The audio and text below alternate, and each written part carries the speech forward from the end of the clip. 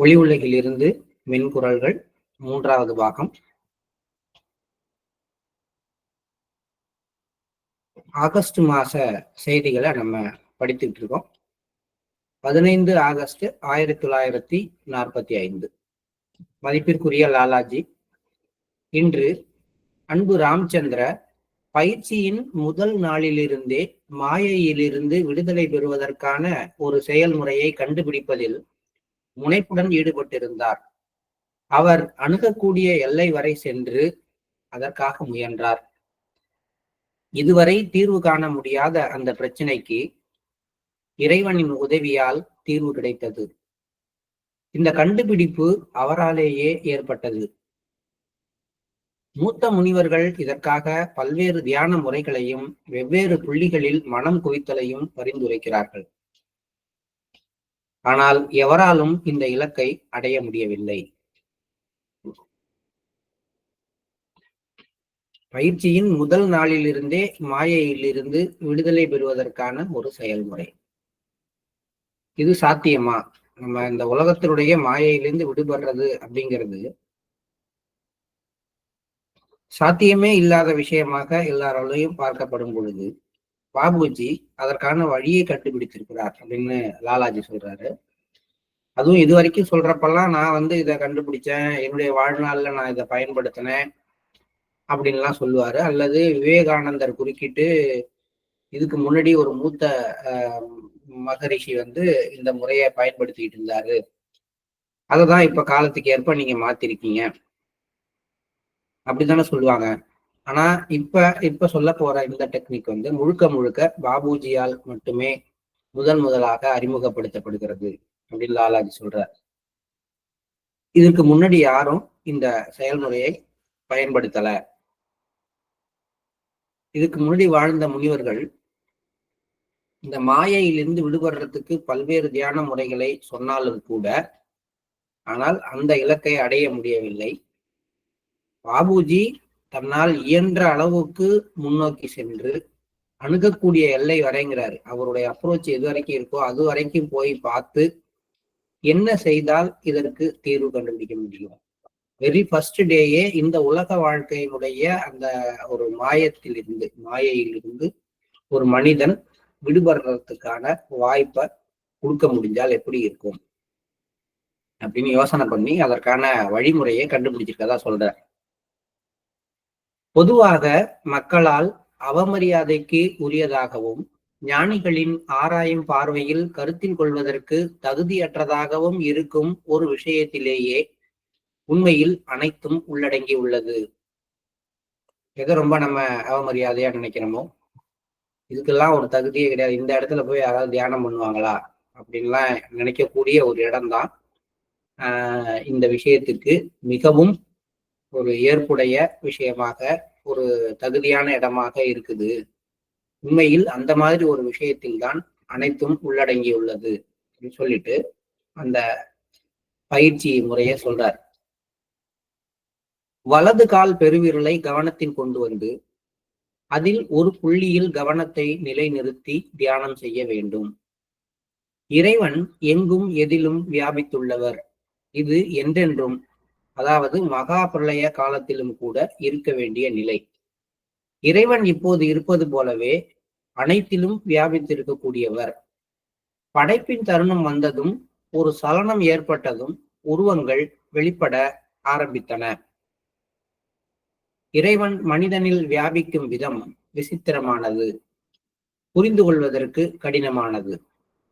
புரிந்து கொள்ளும் பொருட்டு அதை இவ்வாறு விளக்கலாம். மூளையை மெய்ப்பொருள் என்று வைத்துக் கொள்வோம். அதில் இருந்துதான் ஒளியும் ஆற்றலும் உடல் முழுவதும் பரவுகிறது. அது எல்லையற்றது என்பதால் அது எங்கே முடிகிறது என்பதை புரிந்து கொள்ள முடியாது. நாம் புரிந்து கொள்ளவும் மனிதனில் அது விசித்திரமான விதத்தில் குடிகொண்டிருப்பதை கருத்தில் கொண்டும் அதன் முடிவு பாதத்தின் இறுதி முனையில் இருப்பதாக கருதி கொள்வோம். எந்த திரிபும் இன்றி கால் பெருவிரலும் மூளையின் உச்சியில் உள்ள புள்ளியும் ஒன்றுதான் என்பதே ரகசியமாகும். இந்த விதம் பார்த்தால் கால் பெருவிரலில் தியானம் செய்வது என்பது அதன் தொடக்க புள்ளியில் கவனம் செலுத்துவதே ஆகும்.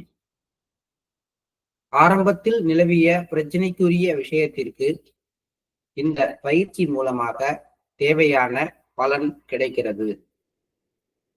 தங்களது மாஸ்டரிடம் அனைத்தையும் ஒப்படைத்திருப்பவர்கள் இந்த பயிற்சியை தவறாமல் செய்து பார்க்க வேண்டும் என நான் அறிவுறுத்துகிறேன். இதை புரிந்து கொண்டவர்கள் அல்லது இதனால் விரும்பிய பலன் கிடைக்கப் பெற்றவர்கள் வியப்புறுகின்றனர். ஆனால் பொதுவாக இந்த சமூகம் இதற்கு மதிப்பளிக்காது. ஏனெனில் இது அவர்கள் புரிதலுக்கு எட்டாததாக உள்ளது. அவர்கள் புத்தகங்களில் படித்த கற்ற விதிமுறைகளுக்கு இது அப்பாற்பட்டதாக இருக்கிறது அப்படின்னு சொல்றாரு. ரொம்ப ஒரு முக்கியமான ஒரு டெக்னிக்கோட இன்னைக்கு நம்ம ஆரம்பிச்சிருக்கோம். மாயையிலிருந்து விடுபடுறதுக்கான வழி என்ன அப்படின்னு கேட்டா, வலது கால் பெருவிரல்ல தியானம் பண்ணுங்க. அங்க இருக்கிற ஒரு புள்ளி மேல தியானம் பண்ணா போதும். அப்படி தியானம் பண்ணா முதல் நாளில் இருந்தே நாம மாயையினுடைய தாக்கத்திலிருந்து விடுபட்டு விட முடியும் அப்படின்றத பாபுஜி கண்டுபிடிச்சிருக்காரு. இது ஏன் அப்படி இத பத்தி சொல்றாரு. ஒரு எல்லா காலத்திலையும் இருக்கக்கூடிய கடவுள், அவர் மகா பிரளயம் முடிஞ்சு திரும்பி படைப்பு உருவாகும் பொழுது ஒரு முதல் சலனம் உருவான பிறகு அந்த கடவுளுடைய தன்மை அந்த சலனத்துக்கு பிறகு உருவான உருவங்களுக்குள்ளார அப்படியே வியாபிக்க ஆரம்பிச்சு வெளிப்பட்டு எல்லாம் ஒன்னா இருந்துச்சு. அப்போது அது பிரியும் பொழுது என்ன நடந்துச்சு, அந்த உருவங்களுக்குள்ளார அந்த கடவுளோட தன்மையானது சாரமாக இருந்து அப்படியே அந்தந்த உருவங்களா மாறி இப்ப நம்ம இருக்கக்கூடிய இந்த உலகம் உருவாயிருக்கு அப்படின்னு எடுத்துக்கிட்டோம்னா, ஒவ்வொன்றுக்குள்ளாரையும் ஒவ்வொரு உருவத்துக்குள்ளாரையும் கடவுள் வியாபித்திருக்கிறார். அதுவும் குறிப்பாக சொல்ல போனால் இந்த மனித உடம்புக்குள்ளார இந்த கடவுள் தன்மையானது ஒரு விசித்திரமான வகையில, அது சொல்ல முடியாதுங்கிறார். இப்படி ஒரு விசித்திரமான வகையில அவர் வியாபித்திருக்கிறார். அது ஒரு சிக்கலான அமைப்பு. கடவுளுக்கும் கடவுள் தன்மைக்கும் மனித உடம்புக்கும் உள்ள தொடர்பு ஒரு விசித்திரமான விஷயம். அதை நம்ம முழுசா சொல்ல முடியாது. ஆனா புரிந்து கொள்வதற்காக ஒண்ணு சொல்லலாம்னு சொல்றாரு. அது என்ன அப்படின்னா, இந்த கடவுள் தன்மை நம்ம உடம்புல வியாபித்திருக்குன்னா எங்க இருந்தாவது ஆரம்பிக்கணும். அது மூளையிலிருந்து ஆரம்பிக்குதுன்னு வச்சுக்குவோம். மூளையிலிருந்து ஏற்படுகின்ற அந்த தெய்வீக ஒளியானது உடல் முழுவதும் பரவி கடவுள் தன்மையை எல்லா இடத்துலயும் வெளிப்படுத்திக்கிட்டு இருக்கு அப்படின்னு வச்சுக்குவோம். இப்போ ஒரு மெழுகுவர்த்தியை ஏற்றி வச்சோம்னா அது சோர்ஸ் இருக்கிற இடம் அந்த திரி, அங்கிருந்து வெளிச்சம் பரவுது. ஆனா அந்த வெளிச்சம் எவ்வளவு தூரம் போகுது அப்படிங்கிறதுக்கு எல்லை இருக்கானா இல்ல. அது முடிவற்ற தன்மையில பரவிட்டு இருக்கிற மாதிரி ஒவ்வொரு மனிதனுடைய அந்த நம்முடைய மூளையை நம்ம எடுத்துட்டோம்னா அதுதான் தெய்வீக ஒளியினுடைய ஒரு ஆரம்பம் அப்படின்னு நம்ம வைத்துக் கொண்டால் கூட நம்ம இதைதான் வச்சுக்கணும், அது வேற விஷயம். ஆனா ஒரு எடுத்துக்காட்டுக்கு பாபுஜி சொல்றார், மூளையை நீங்க அந்த இடத்த நீங்க ஆதாரமா வச்சுக்கிட்டீங்கன்னா அங்கிருந்து பரவுகின்ற ஒளியானது இன்ஃபினிட்டியா எக்ஸ்பேண்ட் ஆயிட்டு போகுது. ஆனா எப்படி இருந்தாலும் சரி, அந்த ஒளி எவ்வளவுதான் இன்ஃபினிட்டியா எக்ஸ்பேண்ட் ஆகுது அப்படின்னு தெரிஞ்சாலும் நம்ம கண்ணுக்கு தெரிகிற தூரம் வரைக்கும் அதுக்கு ஒரு எண்டு கொடுப்போம். இது வரைக்கும் இது பரவி. இப்ப ஒரு ரூம்ல ஒரு இடத்துல ஒரு வெளிச்சம் வச்சோம்னா, பெரிய ரூமா இருந்துச்சுன்னா ஒரு குறிப்பிட்ட தூரத்துக்கு அப்புறம் அந்த வெளிச்சத்தை வச்சுட்டு நம்ம படிக்க முடியாது. அப்ப இது வரைக்கும் தான் அந்த வெளிச்சம் வருதுன்னு சொல்லுவோம். ஆனா அதுக்கப்புறமா அந்த வெளிச்சம் போகுது. அது மாதிரி அது கான்கிரீட்டா எது வரைக்கும் இருக்கு அப்படின்னா, எங்க தொடங்குனுச்சு, தலையில தொடங்குனுச்சுன்னா, மனித உடல் எங்க முடியுது, பாதத்துல முடியுதுன்னா அது வரைக்கும் அது கட்டாயமா இருக்கு. அதனால கருத்து வடிவத்துக்காக இப்படி எடுத்துக்கோங்க. தலைப்பகுதியில ஆரம்பிச்சு அதனுடைய முடிவு கால் பகுதியில இருக்குது அப்படின்னு வச்சுக்குவோம். இதை நீங்க வட்டமாவும் கற்பனை பண்ணலாம், அல்லது ஒரே புள்ளி இப்படி இருக்குது அப்படின்னு இந்த இடத்துல தலை இருக்கு, இந்த இடத்துல கால் இருக்குதுன்னு கற்பனை பண்ணாலும் இந்த புள்ளிய எங்க தொட்டாலுமே அது ஆரம்பத்தை தொடுறதுக்கு சமம்தான். ஒரு பொருள் இருக்கு, ஒரு பொருளை எந்த பக்கத்துல பிடிச்சி எடுத்தாலுமே ஒரே மாதிரியான அமைப்பு உள்ள பொருளா இருக்குன்னு வச்சுக்கோமே, ஒரு வட்ட வடிவமான பொருளா இருக்கு, இல்ல சீரான ஒழுங்கான உருவமுடைய ஒரு பொருளா இருக்கு. அதை எந்த பக்கத்துல இருந்து நம்ம தொட்டாலுமே அந்த பொருளை வந்து நம்ம ஹேண்டில் பண்றது முடியும். அப்ப கால் விரல்ல நீங்க கவனத்தை செலுத்தினாலே அது ஆதி நிலையில, அதாவது கடவுள் தன்மை நமக்குள்ளார இறங்குன அந்த புள்ளியில கவனம் செலுத்தினதுக்கு சமம்தான் அப்படிங்கிற ஐடியாவை பாபுஜி கண்டுபிடிக்கிறாரு. இதைத்தான் வந்து முக்கியமான ஒரு விஷயமாக லாலாஜி சொல்றாரு. இந்த ஒரு விஷயத்தினால நீங்க கால் பெருவிரல் மேல தியானம் பண்ணா போதும், அந்த கடவுள் தன்மையினுடைய ஆதி மேல நீங்க தியானம் பண்றீங்க.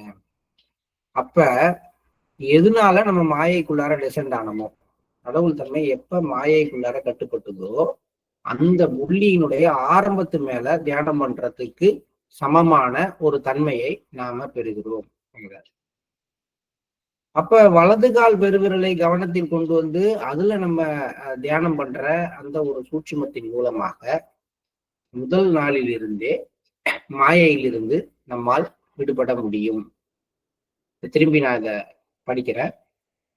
பயிற்சி இவ்வாறானது வலது கால் பெருவிரலை கவனத்தில் கொண்டு வந்து அதில் ஒரு புள்ளியில் கவனத்தை நிலைநிறுத்தி தியானம் செய்ய வேண்டும்.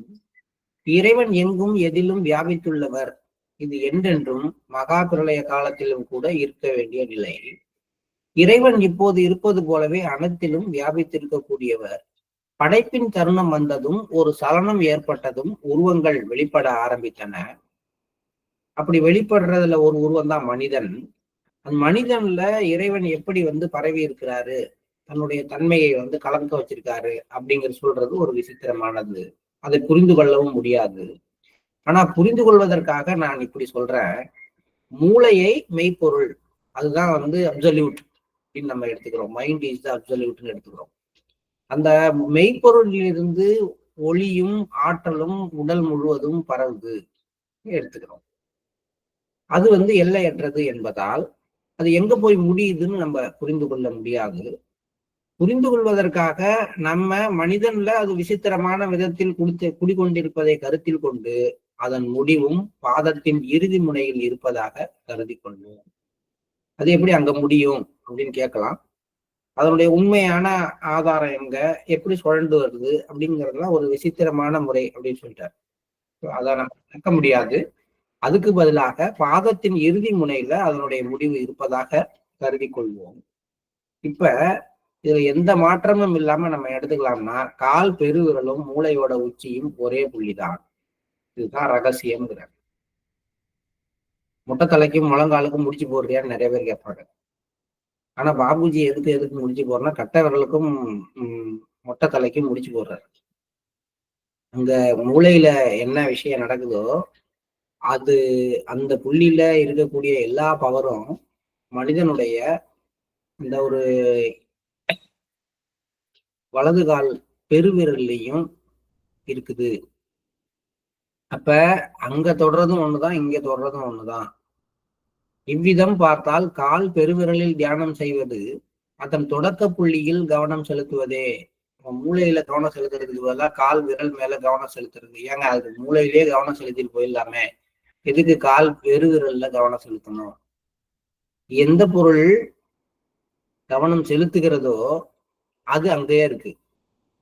அதனுடைய இன்னொரு எண்டை பிடிச்சி அதை உணர்றதுதான் புத்திசாலித்தனம். அது மேலேயே கவனம் செலுத்த ஆரம்பிக்கிறது அப்படின்ற ஒரு எண்ணமானது சரியான ஒரு இடத்துக்கு கொண்டு போகாது. அப்ப வந்து அது கான்சியஸா இருக்கணும், அது ஒர்க் பண்ணணும் அப்படின்னா அது இன்னொன்னு மேல கவனம் செலுத்தணும். அந்த இன்னொன்னு அதனுடைய இன்னொரு நுனி, அங்க தொட்டா அது தன்னையே தான் தொடுக்கிறது. இது ஒரு புத்திசாலித்தனமான விஷயம். பயிற்சியுடைய முதல் நாளிலேயே இதை ஆரம்பிக்க முடியும். ஆரம்பத்தில் நிலவிய பிரச்சனைக்குரிய விஷயத்திற்கு இந்த பயிற்சி மூலம் தேவையான பலன் கிடைக்கிறது. இதை எப்படி செய்ய சொல்றாரு பாருங்க. தங்கள் மாஸ்டரிடம் அனைத்தையும் ஒப்படைத்திருப்பவர்கள் இந்த பயிற்சியை தவறாமல் செய்து பார்க்க வேண்டும் என நான் அறிவுறுத்துகிறேன். நாங்க இவ்வளவு முக்கியமா இருக்குது, பாபுஜி சொல்லியிருக்காரு, லாலாஜி சொல்லியிருக்காரு, பாபுஜி கண்டுபிடிச்சிருக்கிறாரு, நமக்கெல்லாம் சொல்லி தரவே இல்லையே அப்படின்னு நம்ம எல்லாருக்கும் தோணலாம். இதை புரிந்து கொண்டவர்கள் அல்லது இதனால் விரும்பிய பலன் கிடைக்கப்பட்டவர்கள் வியப்புறுகின்றார்கள். ஆனால் பொதுவாக இந்த சமூகம் இதற்கு மதிப்பளிக்காது.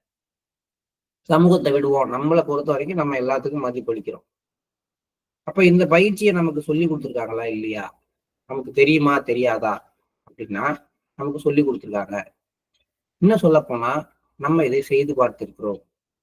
ஆனால் இந்த விஷயத்தை விளக்கமாக சொல்லி செய்யாமல் வேற ஒரு விதமாக இது செய்யப்படுகின்றது. எப்படி செய்யப்படுது, எங்க செய்யப்படுது, நம்ம எல்லாருக்குமே தெரியும். தெரியாதவங்களுக்காக சொல்றேன். நம்ம எல்லாருமே லிம் கிளீனிங் ஒரு பயிற்சி முறையை நம்ம இந்த புத்தக வாசிப்பின் போதே கூட செய்து பார்த்திருக்கிறோம். முக்கியமா கோபத்தினால ஒரு தாக்கம் ஏற்படும் பொழுது, காமத்தினால தாக்கத்துல மாட்டிக்கிட்டு அதுல இருந்து வெளியில வர முடியாம கஷ்டப்படும் பொழுது, அல்லது அதீத பய உணர்வுலாம் இருக்கும் பொழுது அவர்கள் செய்ய வேண்டிய ஒரு முக்கியமான பயிற்சி முறையாக இந்த லிம் கிளீனிங் ஆனது மாஸ்டரால பரிந்துரைக்கப்பட்டிருக்கு. இந்த லிம் கிளீனிங்கோட கடைசியா நீங்க பாத்தீங்கன்னா, மெல்ல மெல்ல வலது கால் விரல்கள் அப்படின்னு சொல்லிட்டு மெல்ல வலது கால் பெருவிரலுக்கு உங்கள் கவனத்தை கொண்டு வாருங்கள் சொல்லுங்க. பெருவிரலோட நுனியில உங்க கவனம் இருக்கு, அது வழியாக எல்லாம் வெளியேறுது அப்படின்னு நினைக்கன்னு சொல்லி அந்த ஒரு சுத்திகரிப்பு முறையை கொண்டு வரும். ஆக்சுவலி வலது கால் பெருவிரல் வழியா சுத்திகரிக்கப்படும் பொழுது எது சுத்திகரிக்கப்படுதுன்னா, மூளையில இருக்கக்கூடிய அந்த ஒரு புள்ளி சித்திலே, எங்க நம்முடைய எல்லா சம்ஸ்காரங்களும் ஒரு கடல் மாதிரி ஒரு ஏரி மாதிரி நிரம்பி வழியுதோ அந்த புள்ளியானது சுத்திகரிக்கப்படுது. சுத்திகரிக்கப்படுறது புள்ளியானது மூளையில இருக்கு, அதை தொடர புள்ளியானது கட்டை விரல்ல இருக்கு. இந்த விஷயங்கள்லாம் சொல்லப்படாமலேயே இந்த பயிற்சியானது நமக்கு அறிமுகப்படுத்தப்பட்டு இருக்கிறது. ஆனா நம்ம எத்தனை பேர் நம்ம லிம் கிளீனிங் அடிக்கடி பண்றோம், அதுவும் எத்தனை பேர் நம்ம பண்ணும் பொழுது கடைசியாக வலது கால் பெருவிரலுக்கு முக்கியத்துவம் கொடுக்குறோம், அந்த வலது கால் பெருவிரல் நுனியில கவனத்தை நிறுத்துறோம். அதெல்லாம் நமக்கு சாத்தியமா, செஞ்சு பார்த்தாதான் தெரியும். இப்ப நீங்க கண்ணை மூடிட்டு உங்களுடைய கவனத்தை கால் விரல்களுக்கு கொண்டு போய் கால் விரல்கள்ல வலது கால் பெருவிரல்ல அங்க ஒரு உணர்வு இருக்கிற மாதிரி ஃபீல் பண்ணி அங்க நிறுத்த முடியுமான்னா அவ்வளவு சீக்கிரம் முடியாது. இப்ப நம்ம கண்ணை மூடி காட்டுக்கு போனா போயிடுவோம். ஏன்னா ஆண்டு கணக்காக நம்ம இதயத்துக்கு கவனத்தை கொண்டு போய் பழக்கப்படுத்திக்கணும்.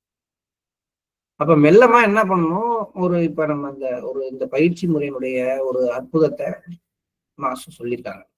அதுவும் ஒரு மகோத்சவத்துக்கு பிறகு படிக்கிற முதல் நாள்லயே வித்தியாசமான ஒரு விஷயம் நமக்கு கொடுக்கப்படுகிறது அப்படின்னா இது நாம இனிமே நம்ம பயிற்சியில சேர்த்து கொள்ள வேண்டிய ஒரு விஷயமாக நம்ம கருதணும்.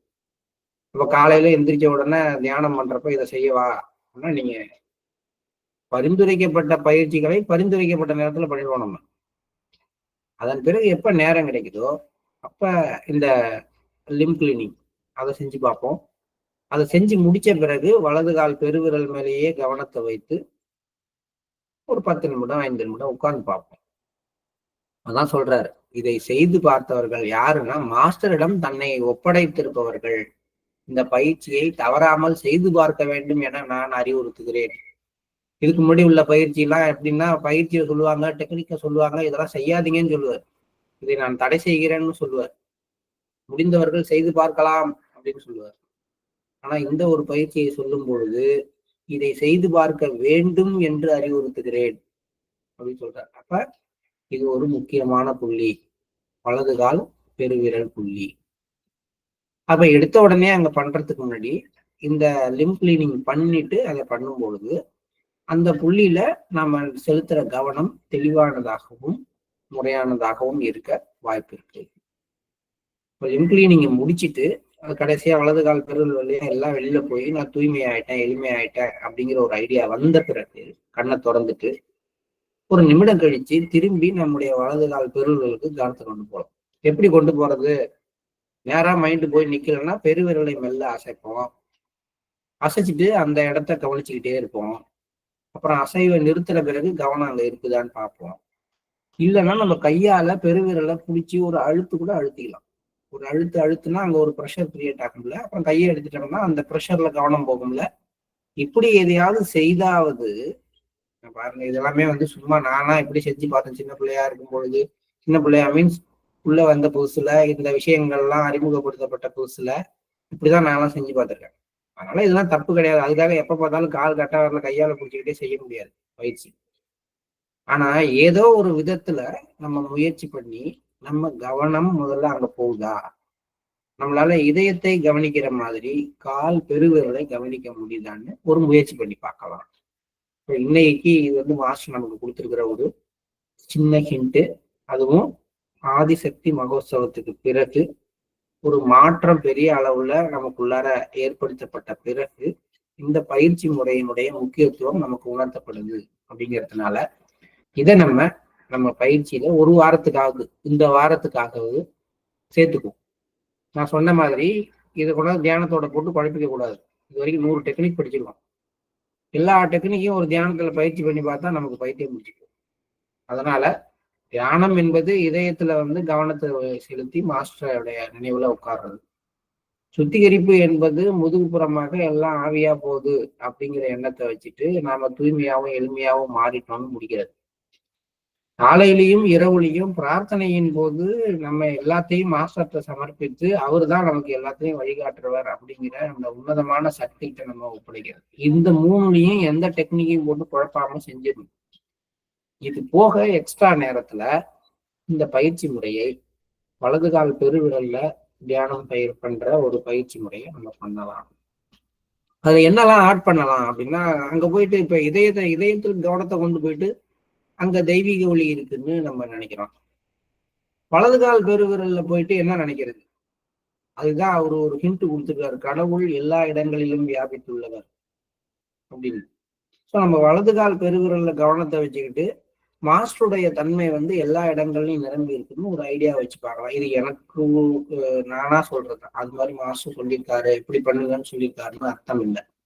ஆனா அது சொல்ல வரும்பொழுது, பாபுஜி கண்டுபிடிச்சதை சொல்ல வரும்போது லாலாஜி இப்படித்தானே சொல்றாரு, கடவுளுடைய தன்மை எங்கும் வியாபித்திருக்கிறது, அவர் இப்பொழுதும் எங்கும் வியாபித்திருக்கிறார், அவர் மனித உடம்புல வியாபித்திருக்கிற விதம் இப்படி அப்படின்னு சொல்லிட்டே வரும்பொழுது இதுதானே நம்ம அங்க சிந்திக்க வேண்டியிருக்கோம்.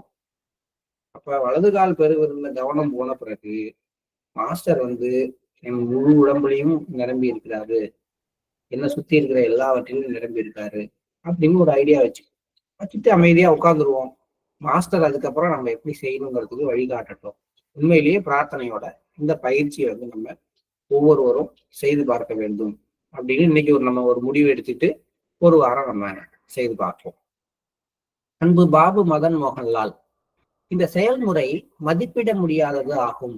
உண்மையை சொல்வதானால் ராம்சந்திர சத்திய நிலையை உலகிற்கு வெளிப்படுத்தியுள்ளார். அடுத்த ஒரு முக்கியமான விஷயத்துக்கு, எது சத்திய நிலை, அதை எப்படி தொடர்றது, very first day of the சிட்டிங்லேயே ரியாலிட்டியை எப்படி டச் பண்றது. ஏன்னா மாயை போயிடுச்சுன்னா அங்க இருக்கிறது சத்தியம் தானே. சத்திய நிலையானது மாயைங்கிற உரையால போர்த்தப்பட்டுதான் இந்த உலகம் உருவாகுது. மாயைங்கிறது அனித்தியம், சத்தியம்ங்கிறது நித்தியம். இந்த அனித்தியம் நித்தியத்தை மூடிடுது. இதுதான் அமைப்பு. அப்ப யார் ஒருத்தர் கால் கட்டை விரல் மேல தியானம் பண்ண ஆரம்பிக்கிறாரோ அவருக்கு அந்த மாயைங்கிற திரை கிழிந்து முதல் நாளிலேயே சத்திய நிலையானது வெளிப்படுகிறது. அதான் சொல்றாரு, உண்மையை சொல்வதானால் ராமச்சந்திர ஒருவர் சத்திய நிலையை எப்படி அடைய வேண்டும் என்கின்ற ரகசியத்தை உலகத்திற்கு வெளிப்படுத்தியுள்ளார். இந்த செயல்முறையின்படி தியானம் செய்து தன் உள்நிலையை பற்றி எழுத வேண்டும் என்று BMMற்கு அறிவுறுத்த வேண்டும். அந்த டெக்னிக்க சொன்னதோட மட்டுமல்ல, அந்த மதன் மோகன்லால் ஆஃப் பதாயூன் BMM அப்படின்னு சொல்லப்படுற அவருக்கு, இவர் ஒரு லாயர், நம்ம ஏற்கனவே அவரை பத்தி பேசியிருக்கோம். அவர் ரொம்ப ஒரு ஷார்ப்பான, ரொம்பவும் ஒரு கூர்ணர்வு திறன் மிக்க ஒருவர். அதனால சொல்றாரு, இதை BMMக்கு சொல்லுங்க, அவருக்கு இதோட காப்பி ஒண்ணு அனுப்பி அவரை தியானம் பண்ணி பார்த்து இதனுடைய விளைவுகள் என்னன்னு சொல்லுங்க அப்படிங்கிறார். நான் முன்பு பயிற்சி மற்றும் வழிபாட்டிற்கு விதித்திருந்த 3 மாத தடையை அவருக்கு நீக்குகிறேன். இதுக்கு முன்னாடி அவர் ஒரு குறிப்பிட்ட நிலைக்கு உயர்த்தப்பட்ட பிறகு அவருக்கு லாலாஜி ஒரு முக்கியமான அறிவிப்பு கொடுத்திருந்தாரு. இன்னும் கொஞ்ச காலத்துக்கு இவர் வேற எந்த பயிற்சியும் பண்ணக்கூடாது, வேற யாரும் எந்த வழிபாட்டு முறைகளையும் ஃபாலோ பண்ணக்கூடாது அப்படின்னு. இப்ப அதெல்லாம் தடையெல்லாம் நீக்கிட்டு நீங்க என்ன வேணாலும் பண்ணலாம், அவருக்கு விருப்பப்பட்ட விஷயங்கள்ல அவர் செய்யலாங்கிறத சொல்லிட்டார்.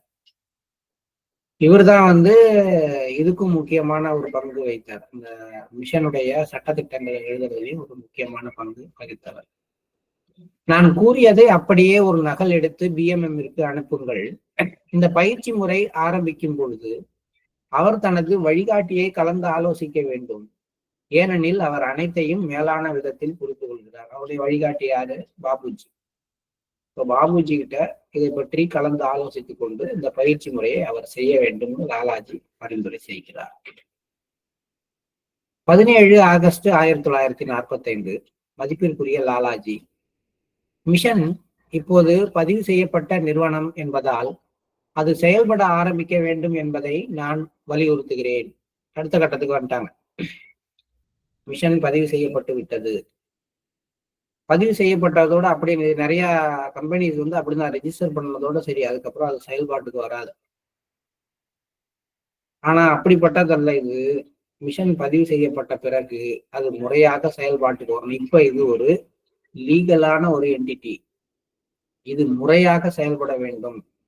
இந்த அமைப்பு வந்து அடித்தளமாக அமைய போகுது இந்த உலக மாற்றத்துக்கு. அப்ப இதுல இருக்கிறவங்க எப்படி எல்லாம் செயல்படணும் அப்படிங்கிறத பத்தி அந்த ப்ராசஸ் எப்படி இருக்கணும்னு லாலாஜி சொல்றாரு.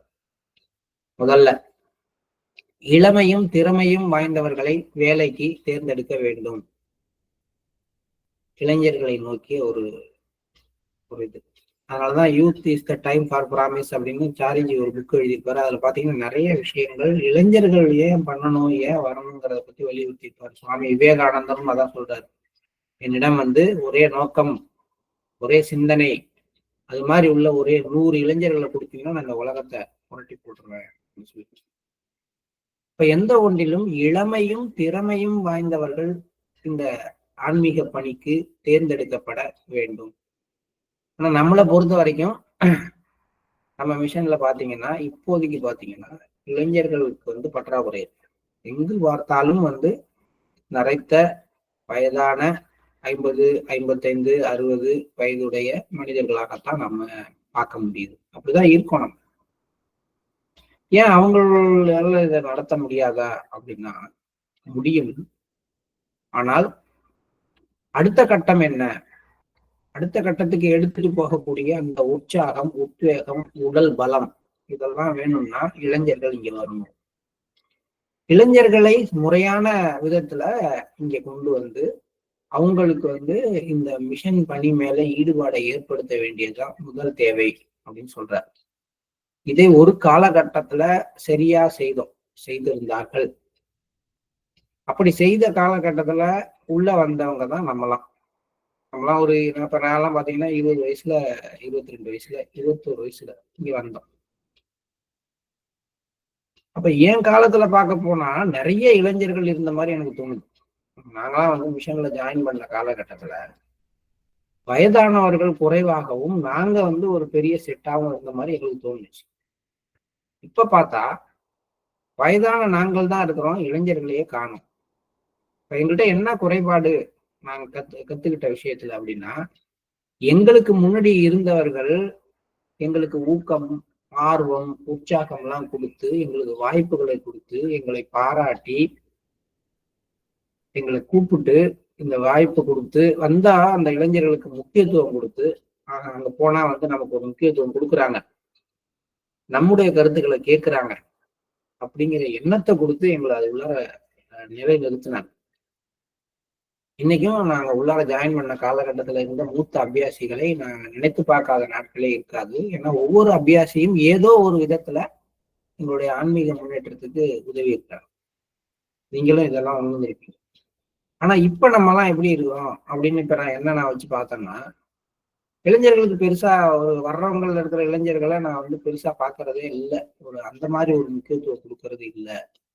ஏன் இளைஞர்கள் நம்ம குழந்தைங்களையே வந்து நம்ம இன்ஜினியர் ஆக்கலாமா, டாக்டர் ஆக்கலாமா, அவங்களுடைய அடுத்த கட்ட நிலைமை என்ன, அவரு நீ தியானத்துக்குலாம் இந்த வாரம் ஞாயிற்றுக்கிழமையாப்பா, பரவாயில்ல நீ நீட் எக்ஸாமுக்கு படிப்பா, அப்படிதான் நம்ம சொல்றோம் நம்ம குழந்தைங்களை. அப்ப இங்க வந்துட்டு போய் நீட் எழுதுனா வந்து எக்ஸாமுக்கு ப்ரிப்பேர் பண்றவரு இங்க வந்துட்டு போயிட்டு ப்ரிப்பேர் பண்ணா நல்லா வருவாருன்ற எண்ணம் நமக்கே இல்லாத அளவுக்கு நம்ம இருக்கும்போது நம்ம எந்த இளைஞர்களை முன்னுக்கு வரோம்? நம்மளுடைய மைண்ட் வந்து மாறி போய் நிற்குது. பெரும்பாலும் நான் பாக்குற வரைக்கும் ஒரு 15, 16 வயதுல 20 வயதுக்குள்ளார இருக்கிற இளைஞர்களை பெற்ற 20 வயதுக்குள்ளார இருக்கிற இளைஞர்களை பெற்ற பெற்றோர்கள், இளைஞர்கள் இருக்கிற வீட்டுல இருக்கிற பெற்றோர்கள், அபியாசியா இருக்கிறவங்க, ஒண்ணு அவங்க சொல்றத அந்த பையன் கேட்டு உள்ள வர்றது இல்ல. சொல்றதை கேட்கிற நிலைமையில பையன் இருந்தா கூட, இல்லப்பா நீ அது படி, நீ அந்த வேலையை பாரு, தியானம் அப்புறம் பண்ணிக்கலாம், இது படிக்கிற வயசு அப்படின்னு சொல்லிடுறாங்க. அந்த 1 மணி நேரம் இங்க வந்துட்டு சென்டருக்கு தியானம் பண்ணிட்டு போய் படிக்கிறதுக்குள்ள என்ன நடந்துரும். அப்ப அந்த பையன் டிவியே பார்க்கலையா, வேற வேலைக்கே போகலையா, ஒரு சினிமா பார்க்கலையா, சாப்பிடலையா, எல்லாம் செய்யறான். ஆனா தியானம் அது வேணாம்ப்பா, நீ படிப்பா அப்படின்னு நம்ம சொல்றோங்கிற அளவுல நம்ம மனநிலை மாறி இருக்கு. ஆனா மிஷனை ஆரம்பிச்ச காலகட்டத்துல லாலாஜி சொன்ன முக்கியமான விஷயமே, முதல் விஷயமே, இளமையும் திறமையும் வாய்ந்தவர்களை நம்முடைய ஆன்மீக பணிக்கு தேர்ந்தெடுக்க வேண்டும். இது ரொம்ப முக்கியமான விஷயங்கள்லாம் இதுல இருக்கு. இதெல்லாம் நம்ம நாளைக்கு தொடர்ந்து பேசுவோம். இன்றைய ஒரு அற்புதமான விஷயமாக மாஸ்டர் நமக்கு கொடுத்திருக்கிறது, வலது கால் பெருவிரலின் மீது தியானம் செய்யுங்கள். அதுல நான் கொஞ்சம் கொஞ்சம் சேர்த்திருக்கேன். நீங்க அதை செய்யறதுக்கு முன்னாடி உங்களுடைய அந்த லிம்ப் கிளீனிங் அதை செஞ்சுட்டு அதன் பிறகு இந்த வலது கால் பெருவிரல் மீது தியானம் பண்ணி பார்ப்போம்.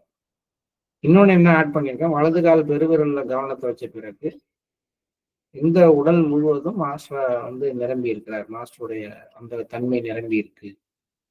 எனக்குள்ளார மட்டும் இல்ல, எனக்கு வெளியில எல்லா இடத்துலயும் நிரம்பி இருக்குன்னு ஒரு ஐடியா வச்சுக்கோங்க, சொல்லியிருக்கோம். இப்போ இதெல்லாம் நான் என்னுடைய இடைச்செருக்கள். இதை நீங்க சேர்த்துக்கலாம், இல்ல சேர்த்துக்காம உங்களுக்கு தோணுன மாதிரி அதை செய்து பார்க்கலாம். நீங்க திரும்பி போயிட்டு லிம்ப் கிளீனிங் எங்க சொல்லியிருக்காரு மாஸ்டர், அந்த புக்ல இருக்கு, ஹார்ட்ஃபுல்னஸ் வே, எளிய ஹார்ட்ஃபுல்னஸ் பயிற்சிகள்ங்கிற புக்ல இருக்கு. அதை எடுத்து படிச்சு பார்த்துட்டு செய்யும் பொழுது இது ஒரு வித்தியாசத்தை கொடுக்கலாம். செய்யறது நம்ம பொறுப்பு. அதுல எதையாவது நமக்கு உணர்த்துவதும் வெளிப்படுத்துவதும் மாஸ்டருடைய கருணை. அவருடைய கருணை நமக்கு என்னைக்கும் ஒரு நல்ல மாற்றத்தை, நல்ல பலனை கொடுக்கும் அப்படிங்கிற நம்பிக்கையோட இன்னைக்கு நம்ம காலை நேர தியானத்திற்கு செல்வோம். Please start meditation.